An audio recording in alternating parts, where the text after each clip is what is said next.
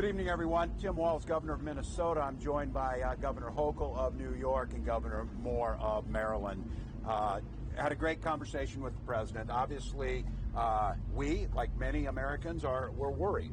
We're worried because of the threat of a Trump presidency is not theoretical for governors. We've served when Donald Trump was president, and the threats to our nation were real. And so those concerns are real to us. And what we understand was a Trump presidency was chaos, destruction. A Biden presidency was dealing with COVID, using the science, investing in infrastructure, and working to the middle class.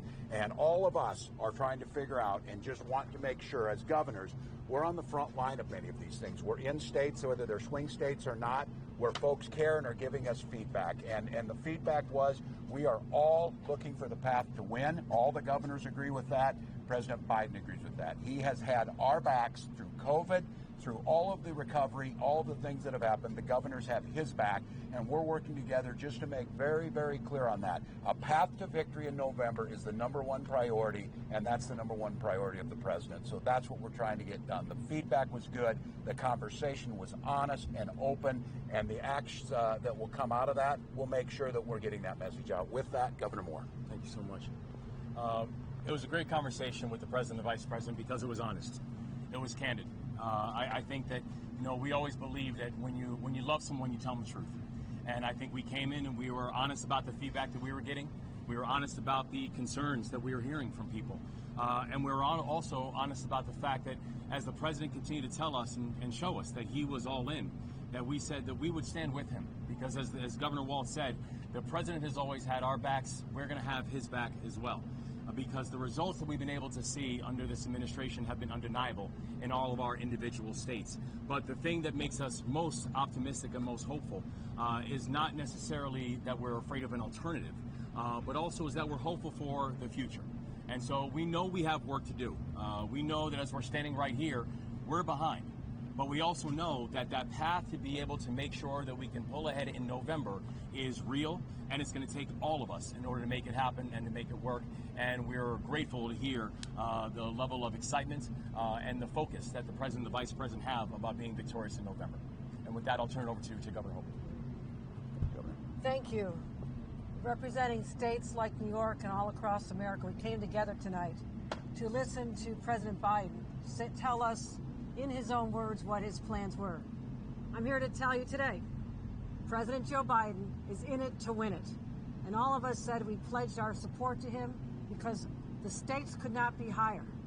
On the eve of the 4th of July celebration, we talk about how we transition under a monarchy and a tyranny that our founding fathers fought against, that we risk right now descending back into that very same place.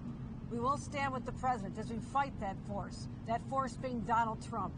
And together, we'll make sure that Americans know not just what Joe Biden did for all of us, and the list of what he did for my state of New York is extraordinarily long, but where he's going for the future and where he's going to take this country. We feel very confident in his abilities. We talked about the plan and how he's going to be very focused on issues that matter to Americans, and I felt very confident coming out of this meeting as well. Is he fit for office? Do you think he's fit for office? Yes, fit for office. President has 3.5 years of delivering for us, going through what we've all been through. None of us are denying. Thursday night was a bad performance. It was a bad hit, if you will, on that. But it doesn't impact what I believe. He's delivering. What would you say to people in your own party?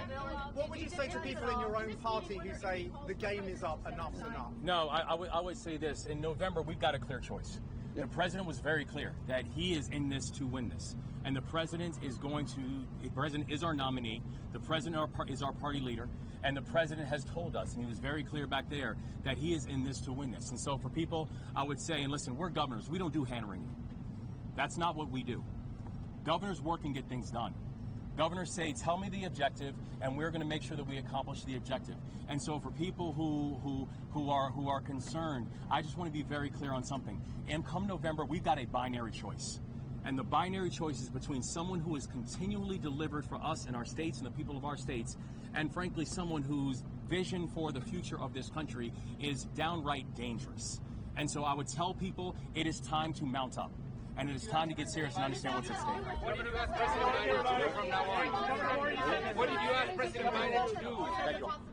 more so this was a President candid Biden and to an honest regain the discussion. confidence How of did the voters? president explain his debate performance to you on Thursday night? And does he understand the stakes? Did he speak about? Yeah, did he did. perform He said, going "Look, he didn't listen to himself." And I thought he gave a great example when he said, "Look, I'm worrying about numbers on this. It's about people. It's about their lives." This is Joe from Scranton. He talks about building the middle class. He did it. He delivered. And I think this idea that you get in your own head, you get a little bit cycled up on that. What we saw in there today was a guy who was the guy that all of us believed in the first time who could beat Donald Trump and did beat Donald Trump. A guy who did it. With that, we thank you. So thanks all. Why didn't we hear he's in it to win it? Sustain another bad night. We heard from both of you. We didn't hear he's in it to win it until Kathy Hochul spoke. Why? Is this still a moving target?